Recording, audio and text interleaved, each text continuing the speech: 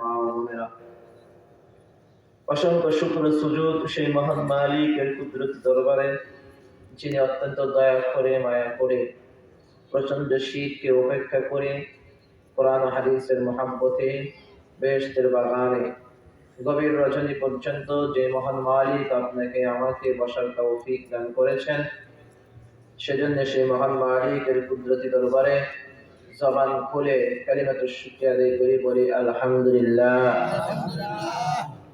নিয়ামতের শুকরিয়া আদায় করলে বাড়ে না কমে? এই আপনাদেরকে শীতে ধরছে, রাত কি বেশি হয়েছে? রাত তো বেশি হয়নি, 11টা বাজে মাত্র। অল্প কিছুক্ষণ আমরা আলোচনা করব, থাকবো তো ইনশাআল্লাহ। তাহলে জবান খুলে নিয়ামতের শুকরিয়া আদায় করলে বাড়ে না কমে? তাহলে আবার নিয়ামতের শুকরিয়া আদায় করি, জবান খুলে বলি আমিন। আর একটু জোরে বলেন না আমিন।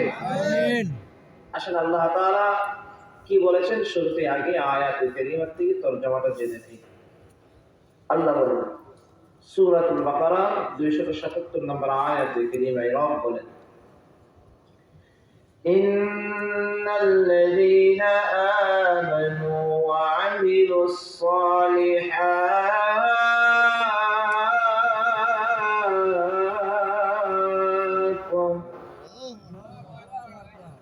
জবান খুলে বলেন না আল্লাহু আকবার। আর জোরে বলেন আল্লাহু আকবার। আল্লাহ বলেন ইন্না নিশ্চয়, আল্লাযীনা যারা, নিশ্চয় যারা ঈমান আনে, যারা ঈমান আনয়ন করেছে। যারা কি আনে?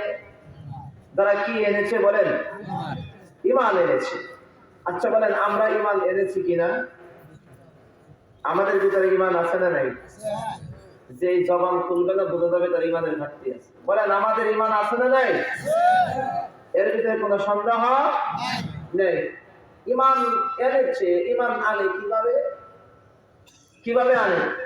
বলেন আমার সাথে সাথে কালিমা পড়েন, জবান খুলে বলবেন ঈমানের মাসআলা, জবান খুলে খুলে বলবেন, বলেন লা ইলাহা ইল্লাল্লাহু মুহাম্মাদুর রাসূলুল্লাহ সাল্লাল্লাহু আলাইহি ওয়াসাল্লাম। আবার বলেন কালিমা শাহাদাত আমার সাথে সাথে বলেন, আশহাদু আল্লা ইলাহা ইল্লাল্লাহ